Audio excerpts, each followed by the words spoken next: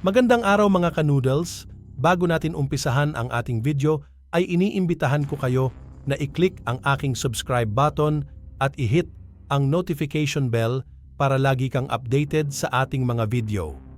India handang ihatid ang BrahMos missiles sa Pilipinas, pinalalakas ang depensa ng dalawang bansa. Nasa proseso na ang India na ihatid ang BrahMos cruise missiles sa Pilipinas sa mga susunod na araw, na naglalatag ng mahalagang yugto sa kooperasyon ng dalawang bansa sa larangan ng depensa.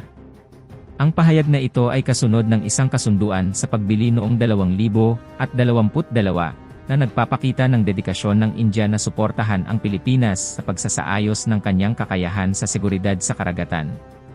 Kinumpirma ni Shambhu Kumaran, ang embahador ng India sa Pilipinas, ang nalalapit na paghahatid ng BrahMos cruise missiles, na nagpapahayag ng kanyang pangako na pabilisin ang proseso.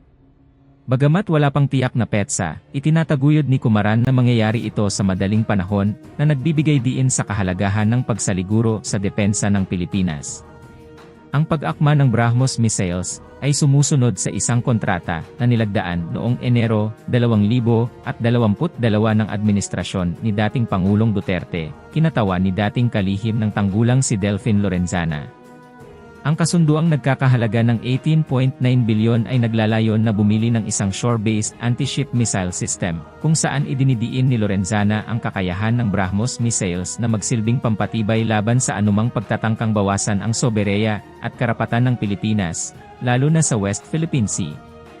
Sa pagdiriwang ng Republic Day ng India, itinuldukan ni Embahador Kumaran ang hindi matitinag na suporta ng kanyang bansa para sa Pilipinas sa mga issue kaugnay ng West Philippine Sea. Binigyang diin ang pangako sa isang mapayapa at matatag na Indo-Pacific. Kanyang sinabi, ang India ay kasama at nakatagilid sa aming mga kaibigang Pilipino sa pagtatrabaho tungo sa isang magkasamang layunin ng mapayapa at matatag na Indo-Pacific. Itinataguyod natin ang isa't isa sa mga multilateral na forum.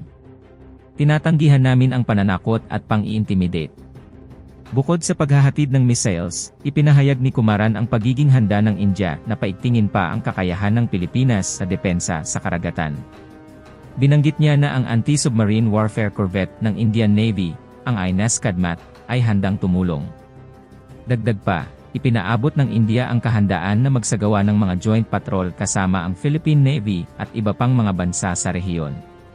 Ayon kay kalihim ng ugnayang panlabas na si Enrique Manalo, bukod sa kooperasyon sa depensa, magkakaroon din ng samahan sa mga larangan ng ekonomiya, kalakalan, pamumuhunan, at kultura ang Pilipinas at India. Ipinapakita ng malawakang ugnayan na ito ang pangmalas na pamamaraan para palakasin ang bilateral na ugnayan ng dalawang bansa. Habang papalapit na ang paghahatid ng BrahMos missiles, ang Pilipinas at India ay handa ng palalimin ang kanilang pangmatagalan na pagsasamahan. Ang mga joint exercise, naval patrol, at patuloy na diplomasya ay nagpapahiwatig ng masusing ugnayan na lumalampas sa larangan ng depensa, nagbubukas ng daan para sa mas matatag at parehong kapaki-pakinabang na ugnayan sa pagitan ng dalawang bansa. Maraming salamat sa inyong panunood. Kung nagustuhan nyo ang aking video, paki-click ang like and share button at kung hindi ka pa nakasubscribe, ay i-click mo na rin ang subscribe button at ang ating notification bell para lagi kang updated sa aking mga upload.